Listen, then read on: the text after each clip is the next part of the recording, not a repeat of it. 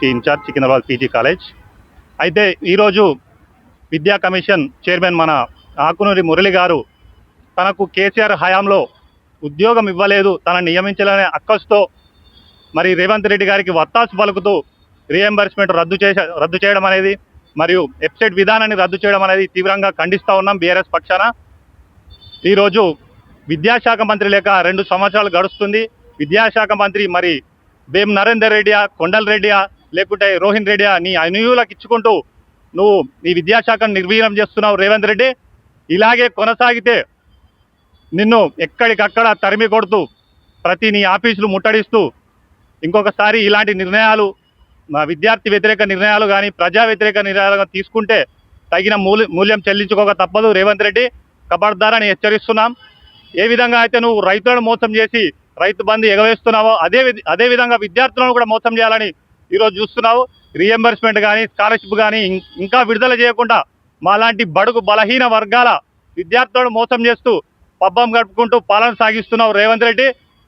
దీనికి నువ్వు ఖచ్చితంగా మూల్యం చెల్లించుకోక తప్పదు. రానున్న రోజుల్లో విద్యార్థి ఉద్యోగ లోకం నీకు ఖచ్చితంగా తగిన గుణపాఠం చెప్తుందని హెచ్చరిస్తూ ఖబర్దార్ రేవంత్ రెడ్డి. నమస్కారం, నా పేరు విష్ణువర్ధన్ రెడ్డి, సికింద్రాబాద్ పీజీ కాలేజ్ అధ్యక్షులు బీఆర్ఎస్వి. ఈరోజు ముఖ్యంగా మేము ధర్నా చేయడానికి రిజల్ట్ కారణం ఏంటంటే విద్యా కమిషన్ వ్యతిరేకంగా విద్యార్థులని యొక్క బడుగు బలహీన వర్గాలను తొక్కే విధంగా ఈ రిపోర్ట్ ఉంది. ఈ రిపోర్ట్లో ముఖ్యంగా ఏముందంటే మీకు తెలియజేస్తుందంటే విద్యార్థుల యొక్క స్కాలర్షిప్ రద్దు చేయడం ఒకటి, గురుకుల పాఠశాలలు రద్దు చేయడం ఒకటి, అలాగే ఇంటర్ బోర్డు వ్యవస్థ రద్దు చేయడం చెప్పేసి ఉన్నవి. ఇంటర్ బోర్డు రద్దు చేయడం వల్ల మాకు ముఖ్యంగా ఎలా లాస్ అవుతున్నామంటే ఇంటర్ బోర్డు మార్కుల ఆధారంగా ఎంసెట్ ర్యాంకులు ఇవ్వడం చాలా తప్పు. దీనివల్ల పేద విద్యార్థులు లాస్ అవుతున్నారు. వెంటనే దీన్ని రద్దు చేయాలి. అలాగే మా కళాశాల అలాగే ఫీజు రియంబర్స్మెంట్స్ రద్దు చేయడం అనేది చాలా తప్పు విషయము. ఎందుకంటే ఈ ఫీజు రద్దు చేయడం వల్ల మా బడుగు బలైన విద్యార్థులు అందరూ చాలా లాస్ వెనుకబడిపోతున్నారు.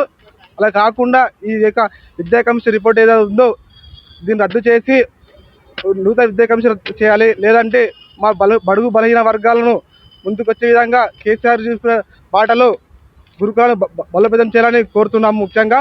ఎందుకంటే